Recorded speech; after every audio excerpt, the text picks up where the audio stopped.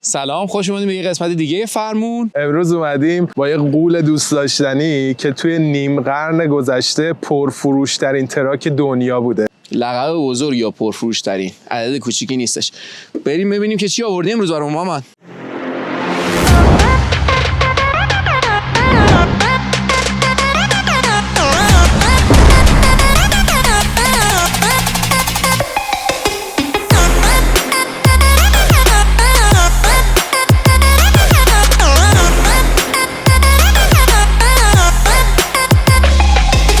قبل از اینکه بریم سراغ بررسی خود ماشین، یه ایده کلی در رابطه با فورد F-150 بهتون بدم. همونجوری که محمد گفت، خب یکی از معروف ترین ماشین‌های بازار هستش، سالیان ساله که پرفروش ترین هست. چیزی که ما امروز داریم نسل 14 این ماشین هستش که از سال 2021 داره تولید میشه. در رابطه با خود تریمی هم که امروز اینجا داریم، F-150 تریماشون رو اینجا براتون می‌نویسیم. کلی تریم داره. این تریم اسمش لریته، یکی از معروف تریناست بین علت که مدل وسطی تقریبا میشه، یعنی هم لوکس ویژگی‌های تریم‌های بالاتر رو داره، هم قیمتش خیلی قیمت منطقی هستش. برای همین هستش که یکی از پرفروش‌ترین تریم‌ها تریم لریت هستش. در رابطه با طراحی بخوام صحبت بکنم، نسل قبلی این که قبل از سال 2021 تولید میشد، گریل جلو میومد داخل چراغ و جدا میکردش. یه خورده طراحی الان تر و تمیزتر شده. همچنان ما با یک ماشین بسیار بزرگ طرفیم. طراحی جلو بر اساس نوع تریمتون میتونه تغییر بکنه. تو اینجا یک طراحی بسیار تر و تمیز داریم و یه چیزی که من دوست دارم اینه که بیشترش مشکیه، کمتر کرومکاری استفاده شده، خیلی لوک تمیزی گرفته. تمامی این ورودی‌ها کار میکنن، فانکشنالن. این هرچی اینجا طراحی کرده. طراحی توی دیلایت ها که حالا بعدا بهتون نشون میدیم از اینجا شروع میشه، یک نور بسیار خوب و همچنین حتی توی مهشکن هم یه دیلایت کار شده. وقتی که ماشین پشتتون قرار میگیره 2 تا دیلایت داره و خیلی خیلی خوشحالش میکنه. 2 تا چراغ هالوژنی ما داریم اینجا که بسته نوع تریمتون میتونه تغییر بکنه، بسیار نور قوی میده. واقعا هم انتظار میره از این ماشین. طراحی خیلی مکعبی طوره توی این ماشین، به خاطر اینکه تماما بر اساس این طراحی شده که بتونه عملکرد داشته باشه، بیشترین فضا رو به شما بده. کاپوت در عین اینکه مکعبی طراحی شده بسیار لول بندی داره و این باعث میشه که از دور که ماشین رو نگاه می‌کنی، این شکستگی های روی کاپوت به شدت ماشین رو جذاب‌تر میکنه. بخاطر اینکه وقتی که طراحی رو سعی می‌کنی مکعبی در بیاری، خیلی کار سخت میشه که بخوای خود جذابیت بهش بدی.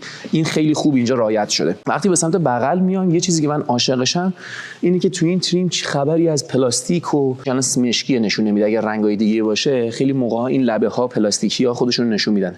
خیلی میان همرنگی بندنش میکنن، این اصلا کلا نداره اینو و خیلی طراحی تر و تمیزی داره. رینگ‌های 20 اینچی رو روی این ماشین ما داریم که ته مشکی دارن و بسیار هم واسه این ماشین خوشگلن. از بغل که میایم اینجا عمدتاً تریم رو همیشه اینکه چه مدلی رو دارین می‌خرین رو زیر F-150 تون می‌نویسه که هر تریمی که داشته باشین همیشه اینجا مدلش هستش. آینه‌های روی این مدل آینه‌های معمولی هستن که همچنان خیلی بزرگن، ولی شما میتونید آینه‌های توینگ رو هم روشون نصب بکنین که 2-3 برابر میشه، برای اینکه بتونین اگر چیزی رو دارین به خودتون میکشین به راحتی توش ببینین. یه چیزی که امضای کار F-150 و به نظرم خیلی خاصش میکنه، نحوه طراحی قسمت در جلو هستش و قسمت شیشه.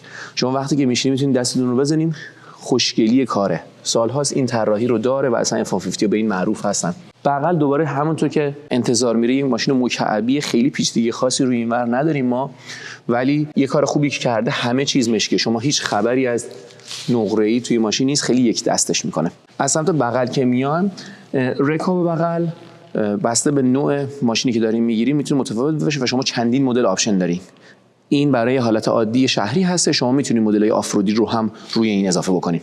یه چیزی که حالا اینجا جالب هستش، ما 3 تا مدل مختلف F-150 رو از مدل طراحیش میتونیم انتخاب بکنیم. یکیش مدل عادی هستش، بهش میگن رگولار، تک‌در هستش و تماما طراحی شده برای مدلایی که بیشتر میخواین شما باشون کار کنین. به همین اندازه سایز عقبش که بهش میگن بد خیلی بزرگتر هستش و شما ردیف عقب رو ندارین.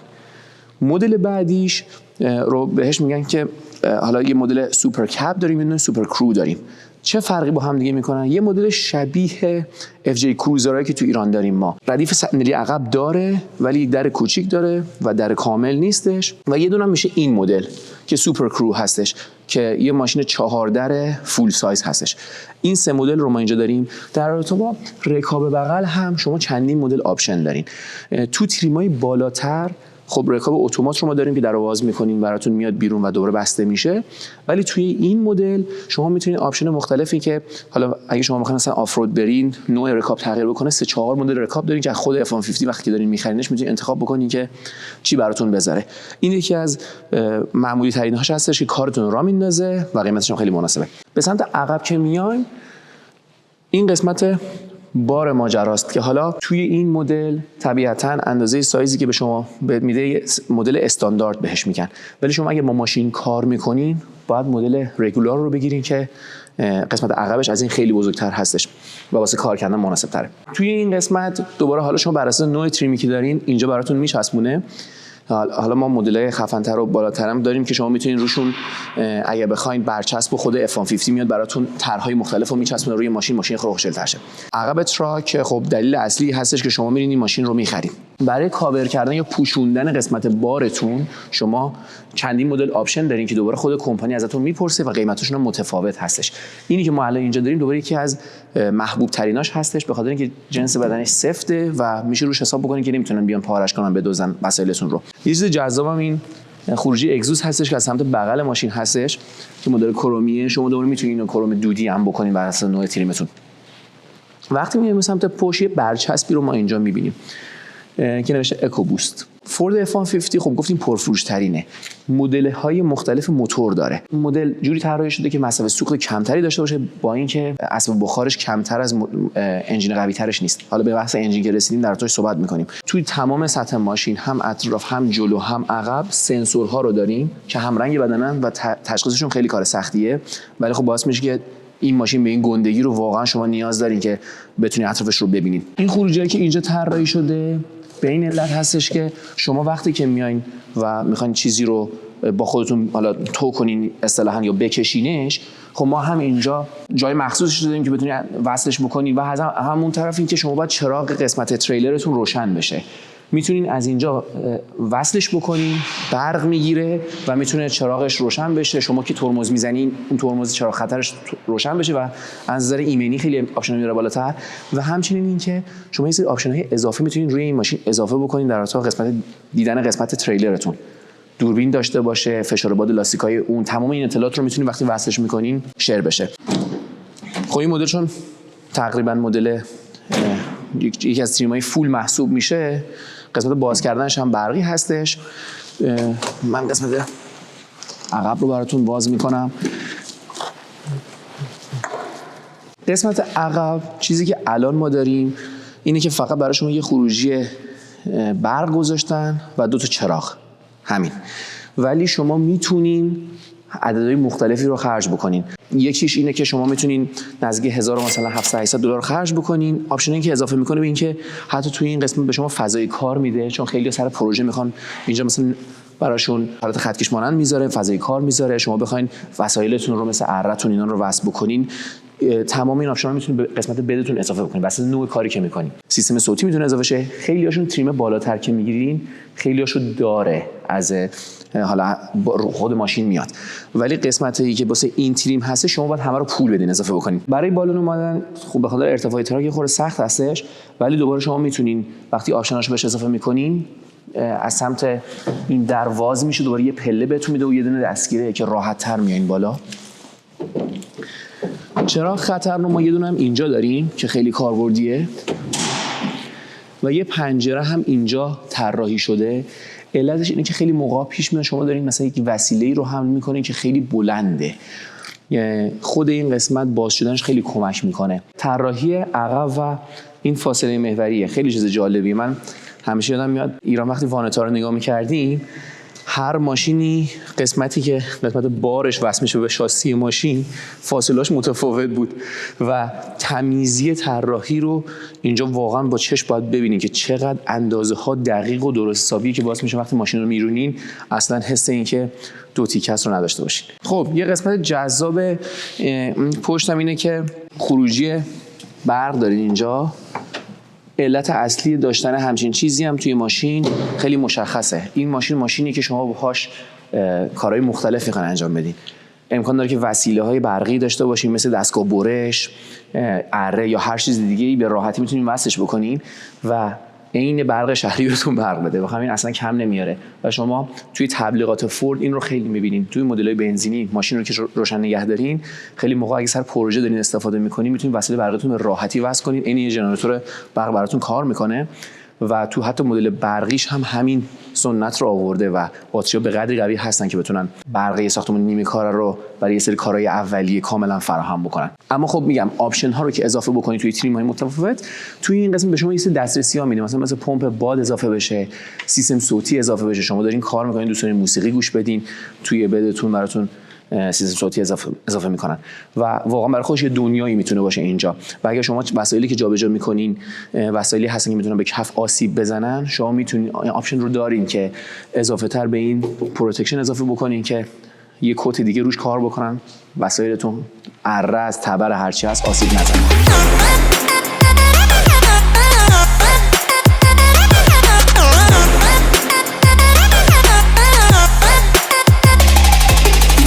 خب بریم سراغ قلب تپنده ماشین. فورد F-150 4 مدل موتور داره، از 2.7 اکوبوست 6 سیلندر بگیر تا اینکه 3.5 لیتری 6 سیلندره و 3.5 لیتری هایبرید 6 سیلندر داره. یه مدل هم داره 5 لیتری 8 سیلندر، اون دیگه قول مرحله آخره. اسب بخاراشون هم برامون بگو علی. ببین نکن 2.7 که گفتی روی مدل‌های بیسش هستش و اون 325 اسب بخار قدرت میده. 3.5 لیتری 6 سیلندرش میشه 400 اسب بخار. با یه جالب بهت بگم، موتور 8 سیلندرش هم 400 اسب بخاره. یعنی هم بعد جالبیش اینه که تورک موتور 3.5 لیتری بیشتر از تورکیه که موتور 8 سیلندر تولید میکنه. چرا؟ کاری که کرده اینه که سعی کرد اصلا این برگ برندش بود که مصرف سوخت رو بیاره پایین، در این حال اون قدرتی که خب وقتی شما تراک میگیرین دنبال قدرت این دیگه، آره، ماشینتون جون داشته باشه. تراک مهمه. دقیقاً. و اومد این کارو کرد، برای همین این مدل اکوبوستش انقدر فروش کرد. مصرف سوختش رو 14 15 عدد کمی نیست، ولی واسه همچین هیولایی هم عدد زیادی نیست. 8 سیلندرش میره روی 20. طبیعتاً موتور 8 سیلندر همچنان اون نرمی و لذتی که اون داره این نداره، ولی برای اینکه کارو تو راه بندازه که هدف فوردم همینه، این موتور عالی کار راه میندازه، به یه گیربکس 10 سرعتی اتوماتیک هم وصله و روش خیلی کار کرد. چندین ساله که روی این مدل اکوبوست داره کار میکنه و اصلا بسیار موتورای درست حسابی و قوی هستن.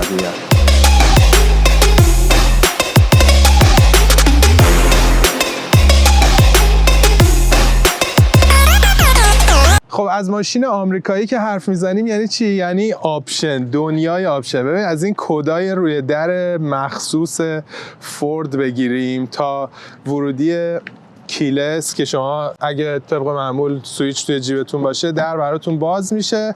طراحی داخلی درها رو ببینیم. این تیکه طرح چرمه، احساس میکنم که فقط طرحه ولی شاید هم خود چرم باشه. خیلی طراحی ساده و جذابی داره. دکمه های جمع کردن آینه ها، بالا پایین کردن شیشه ها و مموری سیت هایی که تا 3 حالت رو میتونین تنظیم کنین برای مموری سیت. سیستم صوتی بنگ & اولوفسن که حرف نداره صداش. یه سری اینجا جا دارید که 2 کاپ میتونید اینجا داشته باشید و یک عالم فضا، یه فضای کوچیک دوباره اینجا رو دارین. طراحی دستگیره جذاب F-150 و اینجا اگه از این دکمه ها بخوام براتون بگم، شما به صورت کاملا الکتریکی میتونین پدالای گاز و ترمزتون رو بالا پایین کنین. بالا پایین کردن فرمون دوباره الکتریکی انجام میشه. همه اینا روی تنظیمات سیتتون هم میاد که اگه تنظیمش کنین وقتی میشینین ماشین رو استارت میکنین کاملا همه اینا میاد سر جاش، هم صندلیتون، هم جای فرمون و جای پدالا. چراغایی که روی زیر آینه ها طراحی شده برای روشن کردن اطراف ماشینتون هم باز میتونید اینجا خاموش روشن کنین. سقف پانورامیک رو میتونیم ببینیم. صندلی‌ها توی این تریم که تازه تریم وسط هست همش چرمه. توی طراحی داخلی اولین چیزی که چشمتو میگیره این اسکرین بزرگ 12.9 اینچیه و این کنسول پهن و بزرگ و یه چیزی که آپشنی که خیلی جذابه توی این ماشین، شما میتونید دسته دنده رو بخوابونید و این کنسول کامل باز میشه، تبدیل به میز کار میشه براتون و اینجا خروجی برق دارید که حتی میتونید لپتاپتون رو به شارژ بزنین و حالا یه دونه هم فندکی داره، شارژر وایرلس برای موبایلتون هست، یه دونه USB تایپ A و یه دونه USB تایپ C هم داره. اینجا باز جای هولدر موبایل، میتونید موبایلتون رو بذارید. 2 تا کاپ هولدر، 2 تا کاپ هولدر هم این پشت داره که هم به درد آدمایی که پشت میشینن میخوره، با اینکه برای خودشون کاپ هولدر دارن، هم راننده میتونه اگر بیشتر از 1-2 تا لیوان داره از اون فضا استفاده کنه. از فضای داخلی عقبم اگر بخوام بگم، هم فضای کافی بالای سرم دارم، هم ببینین چقدر فضا برای پام هست، با اینکه جلو برای یه راننده بلندقد الان تنظیم شده. کاملا من اینجا یک عالمه لگروم دارم. صندلی‌های عقب گرمکن صندلی دارن و دوباره اینجا ما یه دونه پریز برق داریم و یه دونه برای USB، 2 تا حالت USB C و A و فندکی. یعنی شما از لحاظ گرفتن برق به هر شکلی توی این ماشین هیچی کم نمیارین. کاپ هولدر هم دوباره شما 2 تا اینجا توی صندلی دارین، اینجا توی این قسمت که باز میشه دوباره 2 تا دارین و هر طرف تقریبا 4 تا لیوان به غیر از اینی که از اول گفتم میتونین داشته باشین.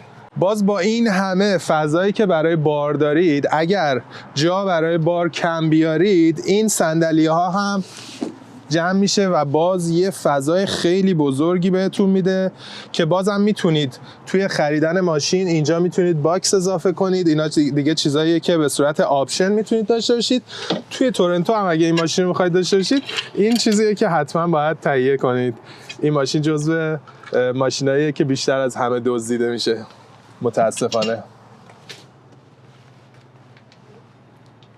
خب همونجوری که توی ویدیوهای موستانگ هم دیدین، این کارهای گرافیکی و طراحی‌های خوشگل روی کلاستر و این صفحه نمایش بزرگ واقعا توی رانندگی حس خوبی بهتون میده. امکاناتی هم که داره بهتون نویگیشن میده، اپل کارپلی و اندروید اوتو داره، سیستم صوتی عالی درجه 1 واقعا، و خب تمام تنظیمایی که میتونین روی ماشین ببینین. اینجا یه آپشن خیلی جذابی که این ماشین داره اینه که شما وقتی دارید توی قسمت بد ماشین بار میزنین، اینجا بهتون وزن رو نشون میده. البته این وزن رو خود کارخونه میگه تقریبیه، خیلی دقیق نیست، ولی حدودی میبینین چه وزن باری توی قسمت بد دارید سوار میکنید که این براتون سیف هست که رانندگی بکنید باهاش یا نه. اینجا شارژر وایرلس داریم تا دلتون بخواد، همونجوری که بارها گفتم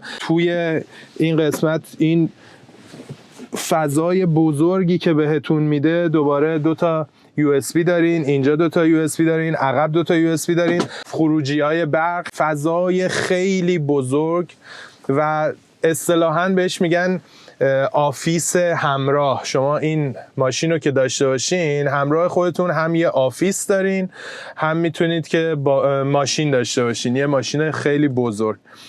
صندلی ها کامل چرمه. این وسط ما یه دونه ساب ووفر بزرگ داریم که صدای بی‌نظیری میده بهتون. سقف پانورامیک خیلی بزرگ، لذت بخش، کاملا آسمون بالا سرتون دیده میشه. گرمکن صندلی داره، هر 2 تا صندلی جلو. سردکن صندلی داره، گرمکن فرمون رو دارین. سیستم بخاری و کولر 2 حالت هست، شما میتونین برای پسنجر جدا تنظیم کنین، برای راننده جدا تنظیم بشه. حالتهای رانندگی رو میتونین ببینین که اینجا حالت نورمال، حالت اسلیپری که برای مواقع بارندگیه، دیپ سنو یا سند این برای آفرود و برای مواقعی که خیلی برف اومده، مادرات برای توی گل و شل اگه بخواین رانندگی کنین، برای تنظیم تو اگه بخواین با ماشین تویین کنین، چیزی به ماشین ببندید و بکشید. حالت اکو داره که احتمالاً یه خورده توی مصرف سوختتون بهتون کمک میکنه.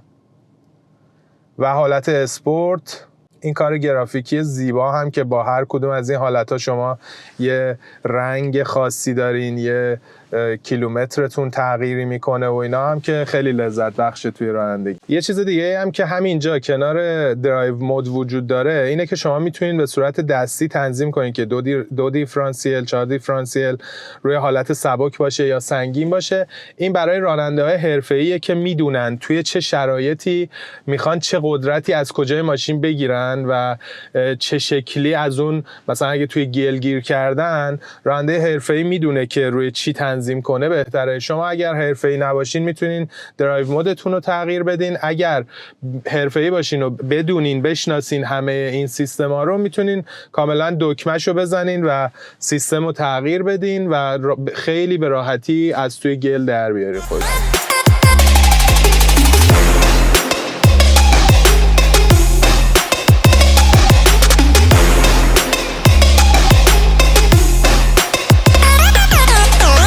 آپشنا رو از یه حدی بیشتر میکنن آدم اذیت میشه دیگه. آره پدال آدم واسه چی باید تغییر کنه؟ اوه ما فکر کنم روی یک مودی هستیم که نباید باشیم. ماشین یه حالت عجیبی بود.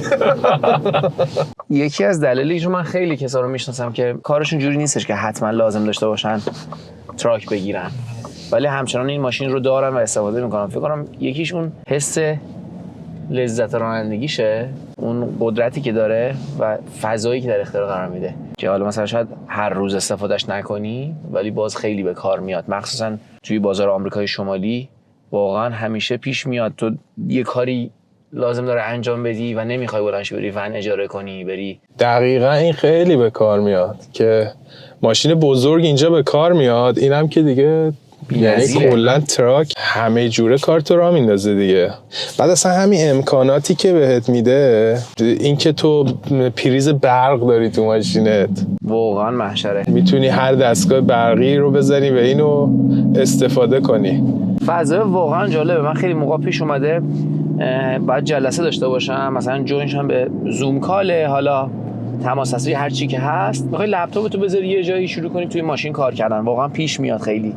و این فضای اینجا و اینکه تو مثلا لپتاپتو میزنی به شارژ، این خیلی حس خوبی میده. واقعا ماشینیه که خیلی کاربردی ان. یعنی اوایل که من اومده بودم کانادا این شکلی بودم که خب خیلی خوبه، تراک جذابه. بعد قیمتاشو دیدم که خب واقعا ماشین ارزونی نیستن. یعنی تو نگاه میکنی شاید ما همشون تو ذهنمون هستش که یارو رفته وانت خریده. آره. میگم اصلا اینطوری نیست. تراک‌های ماشینای بسیار بسیار مهمن توی اقتصاد آمریکای شمالی و از اون طرف هم این که بسیار قیمت‌های بالایی میتونن داشته باشن. اصلا این شکلی نیست که یکی رفته تراک گرفت یعنی قیمت ارزون‌تری داده، میتونه خیلی بیشتر از اون بنزی که شما داری سوار میشه پولش باشه اون تراکه. آره دقیقاً. و به خاطر همون کاربردی بودنشونه. یعنی بسیار ماشینایی هستن که کاربردی ان و خیلی هم که خب توی آمریکای شمالی زندگی میکنن، تو مناطق زندگی میکنن که فاصله داره از شهر. سبک کانتری، همون ویدیوهایی که میبینی مثلا طرف خارج از شهر زندگی میکنه، واقعا حتی تو اگه ماشینت هم لازم نباشه که تراک باشه، به خاطر شرایط آب و هوایی، برف سنگینی که میاد، راههایی که تو داری میری و خب شکل زندگی اونا، یعنی بله. توی زندگی خارج از شهر اینجا شبیه زندگی روستاییه دیگه. خیلی چیزایی که جابجا میکنن بیشتره، خیلی کارا رو باید خودشون شخصا انجام بدن. تراک چیزیه که کارشون رو راه میندازه دیگه. دقیقاً. و وقتی از شهرها دور میشی یواش یواش از تعداد ماشینای SUV و سدان کم میشه، هی تعداد تراکایی که میبینی بیشتره. بالا بودنه و این قدرتی که وقتی پاتو نمه میذاری رو گاز، تازه این هنوز 5 لیتری نیست، 8 سیلندر نیست، ماشین میپره. خب قاعدتا این ماشین باید قدرت و هم تورک بالایی داشته باشه، هم اسب بخار بالایی داشته باشه، برای اینکه تو ممکنه چند تن بار بذاری روش و بخوای بکشی. دقیقاً. وقتی خالیه قاعدتا این خودشو نشون میده این شکلی. واقعا خوب راه میره. یه چیز بامزه‌ام هست، وقتی با اینا گاز میدی قشنگ این آمپر بنزین رو میبینی میاد. یعنی قدرت بالا هست و واقعا هم پس خودش برمیاد. میگم اون اعتماد به نفسه چند حالت هست توش دیگه. نکنید اولا که بیش از حد شما ماشینتون گنده است.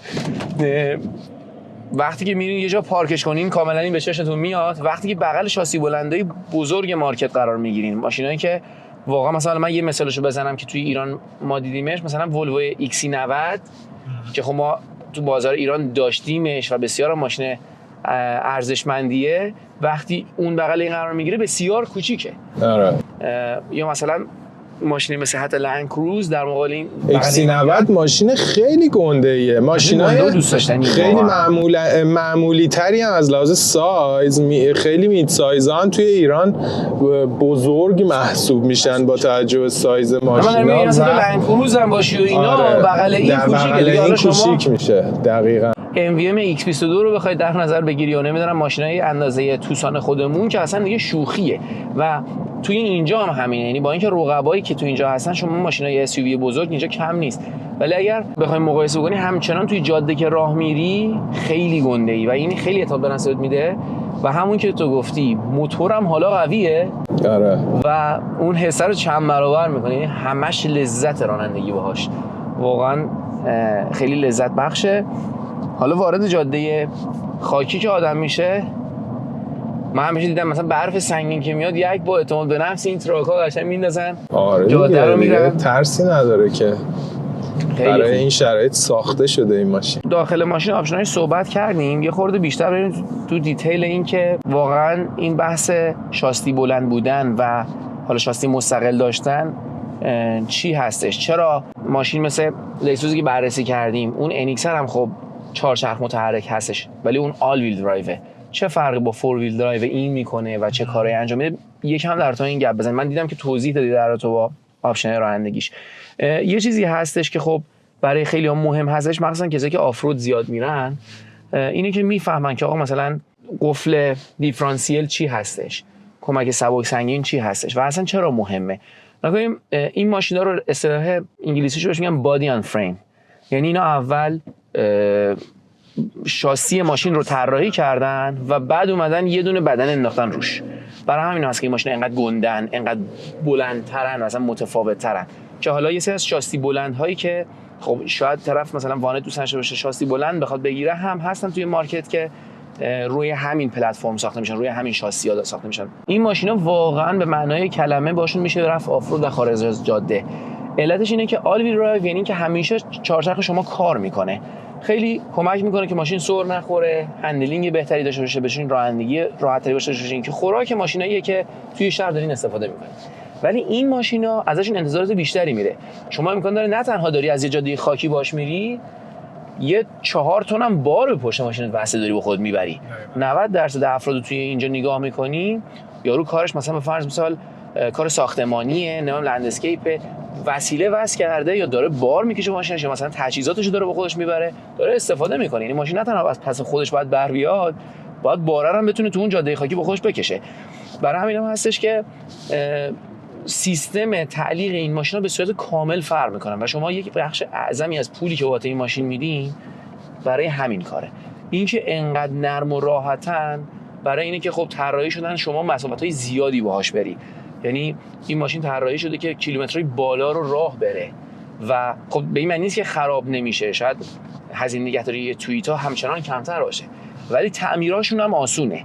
یعنی ماشینایی هستن که باهاشون میشه مایل خیلی کیلومترهای زیادی 200,000 کیلومتر، 300,000 کیلومتر، 400,000 کیلومتر با این ماشینا راه بری و دیدی مثلا کیلومتر بالا برای مثلا یک 18 چرخی چی نیست، مثلا 500,000 تا 400,000 تا خیلی عرفه. داره اینا سعی کردن تراک‌ها رو شبیه اون بکنن.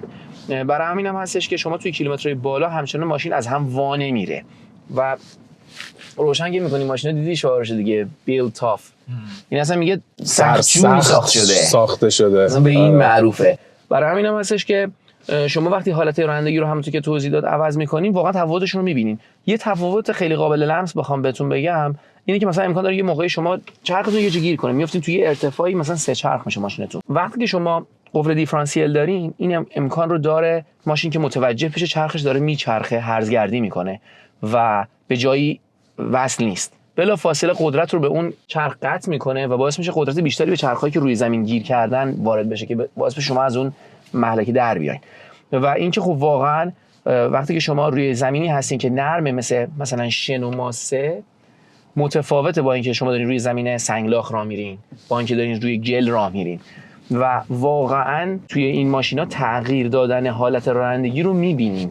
90% ماشینای مارکت بیشتر جنبه قشنگی داره. شما دوست داری یا حالت اکونومی داشته باشی یا اقتصادی، یا حالت اسپورت داشته باشی یا حالت رانندگی مثلا لغزنده داشته باشی، ولی همچین ماشینی واقعا وقتی حالت رو عوض میکنی به خاطر اینکه سیستم تعلیق واقعا داره تغییر میکنه.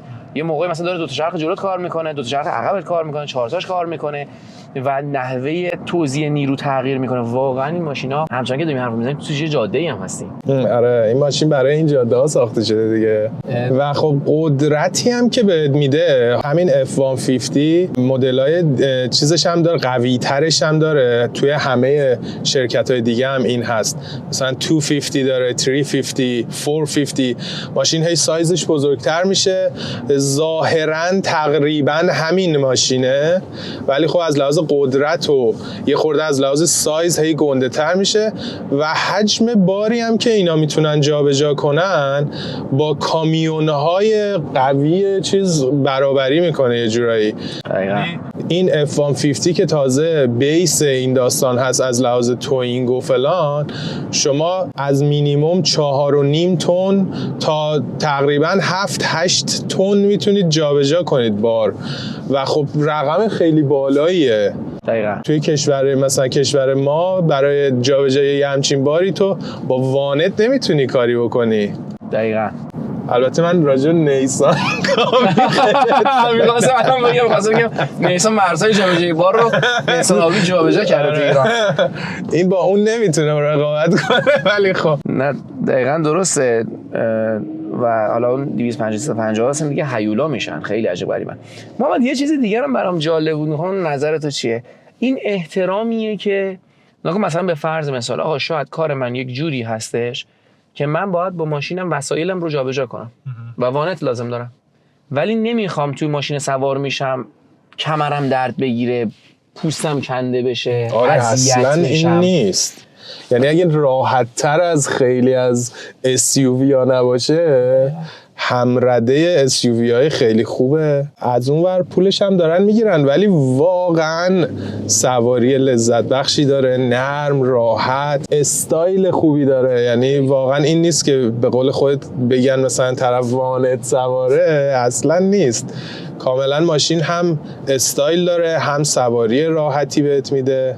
و حالا یه چیز جالب بگم، امسال اومد یه سری از آپشن‌ها رو دوباره بیشتر به صورت استاندارد کرد روی ماشین.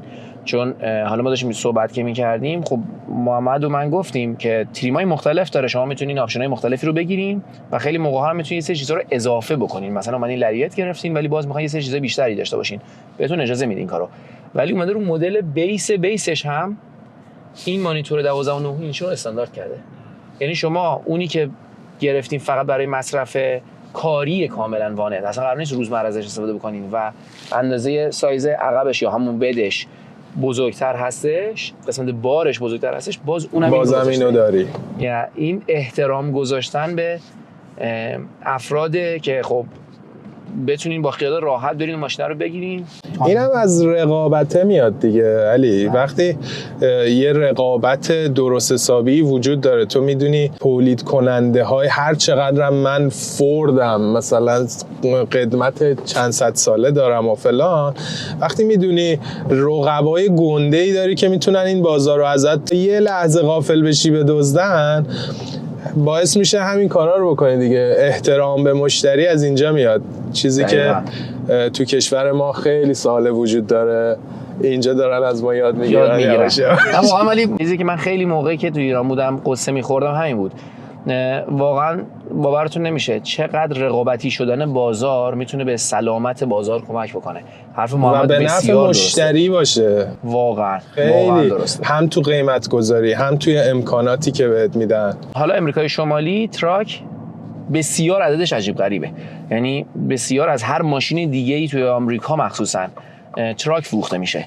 برای همین هم هستش که مارکتش در تا یه مارکت بسیار بزرگ چند صد هزار دستگاهه داریم صحبت میکنیم، میلیون، البته فورد که داره به میلیون دستگاه میفروشه، مارکت بسیار بزرگی هستش، نمیتونن از دستش بدن. و یه چیزی دیگه هم که هست اینه که دوست ندارن بری یه چیز دیگه رو امتحان کنی. الان ما رقبا رو داریم میبینیم که بسیار دارن فعالن. یعنی ما توی قسمت شورولت رقبا رو داریم. حالا ما سعی می‌کنیم چند تا از عکساشون براتون بذاریم ببینیم. ما شورولت سیلورادو رو داریم. آره.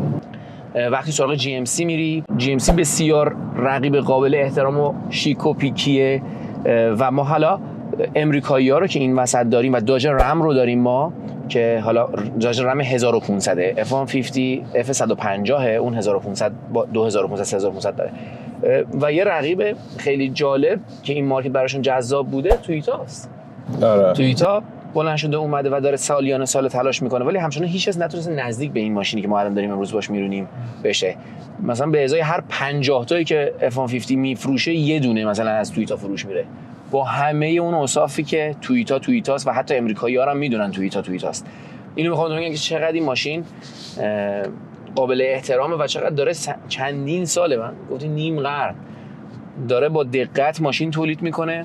نیم قرن پرفروش ترین تراک دنیاست. خیلی حرفه. یعنی اصلا شوخی نیستش. مارکت بزرگیه و بسیار کار سختیه که شما بتونین بمونین، چون مثلا یه موقعی از مارکت رقابتی نیست. ایران خودرو میاد میگه من فلان ماشین تولید میکنم همینی که هست، اصلا نداری چیز دیگه بری بخری یا اگر هست قیمت 50 برابر متفاوته. ماشینی که ما امروز داریم در ارتباطش صحبت میکنیم رقباش هم قیمتشن یا حتی بعضیا دارن شرایط بهتری از این میدن. برای همین واقعا سخت این بازار رو گرفتن.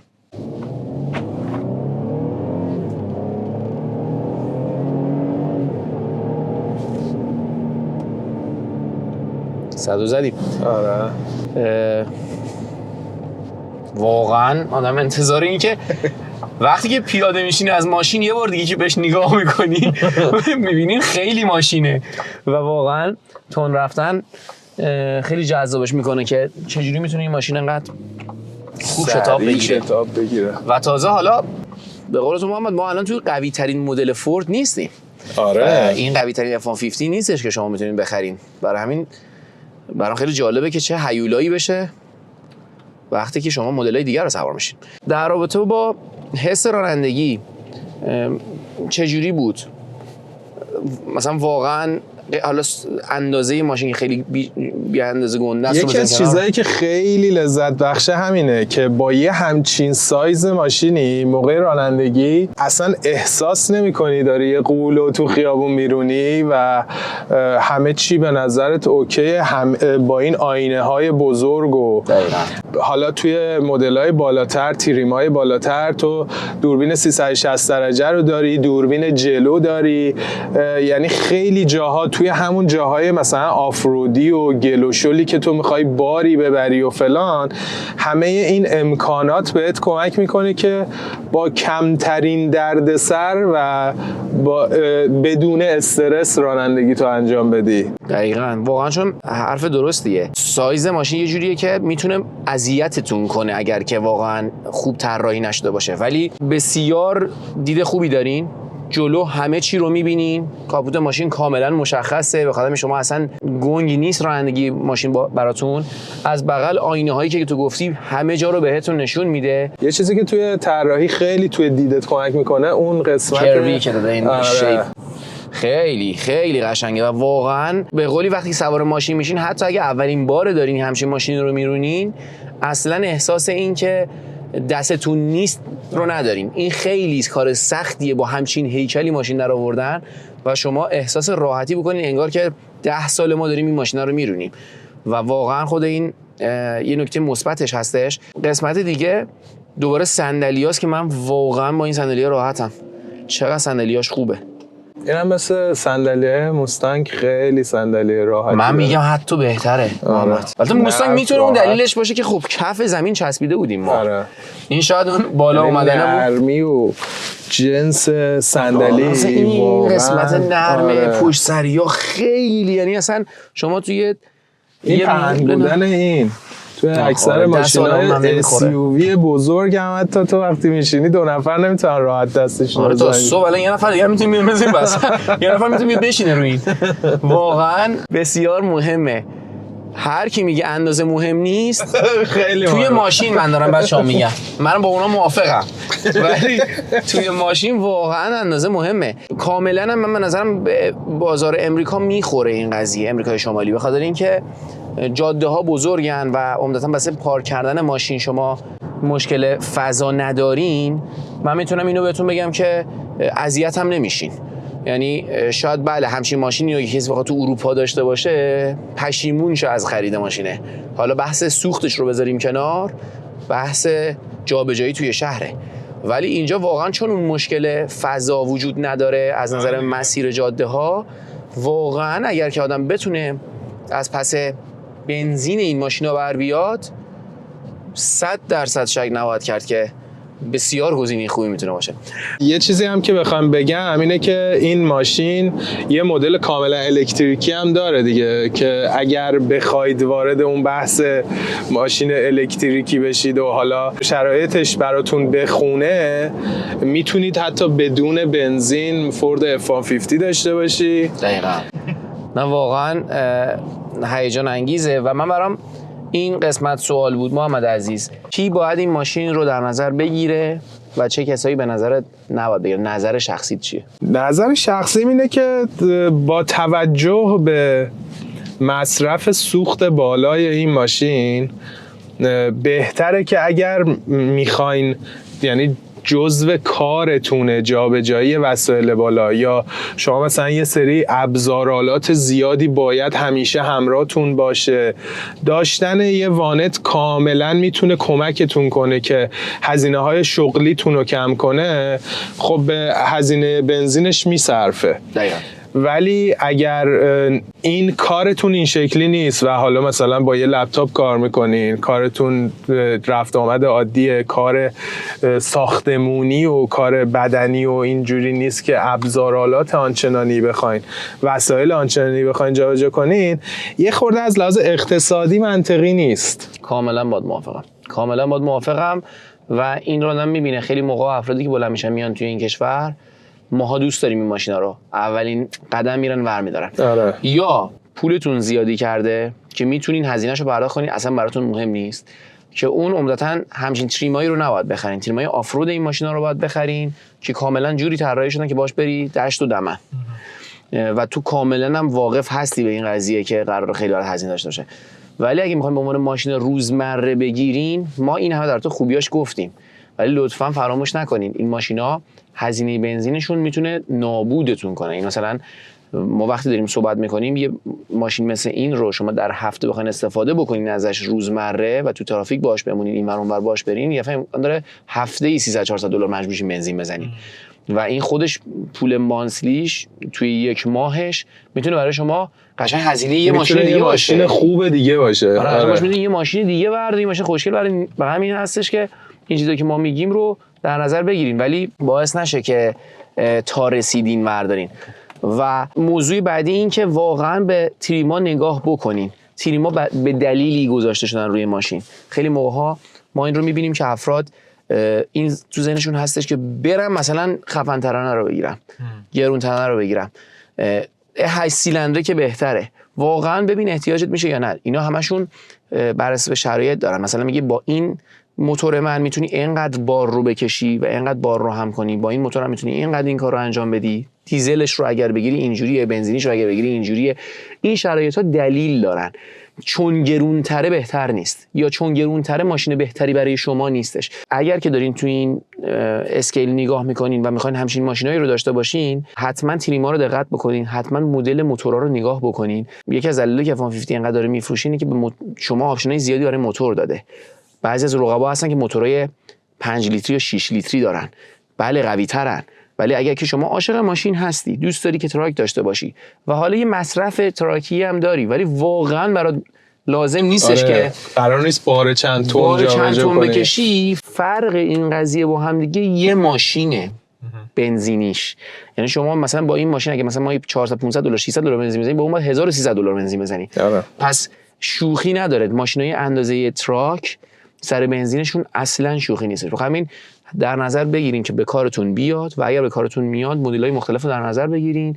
این که میرین و سلز پرسن بهتون میگه حالا این خوبه رو همونو ور ندارین بیاین باهاش. فقط این نکته رو لازم دونستم که بگم برای اینکه اگه که میخواین بیاین و ماشین بگیرین، خیلی موقع‌ها اگه که تو بازار آمریکا دارین کار میکنین، کار نقاشی دارین، کار ساختمانیای سبک دارین، آره حتی به درد اون آدم‌ها هم خیلی یه ون نمیخوره. بگیرین، یه ون کارتون رو در میاره. آره. مصرف سوختش میتونه از این کمتر باشه، قیمت خریدش یا حتی لیز کردنش میتونه از این ارزان‌تر باشه. میتونین با یه ونم سرتاشو هم بیارین. مگر اینکه واقعاً بودجهش رو دارین. خیلی موقع بله اینجا بیزینس‌ها اگر که فعالن فرق میکنه قضیهش. حالا اینا رو تو پادکستمون درجاش صحبت میکنیم، ولی غیر از اون واقعا همیشه در نظر بگیرین و بعداً بخرین. توصیه خودم بود قبل از اینکه برین و توی دیلرشیپ بشین جلوی کسی که میخواد بهتون بفروشه.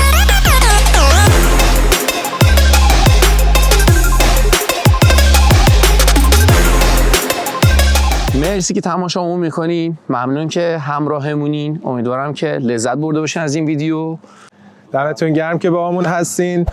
لایک و سابسکرایب یادتون نره. خیلی ماشینای خفنی تو راهه.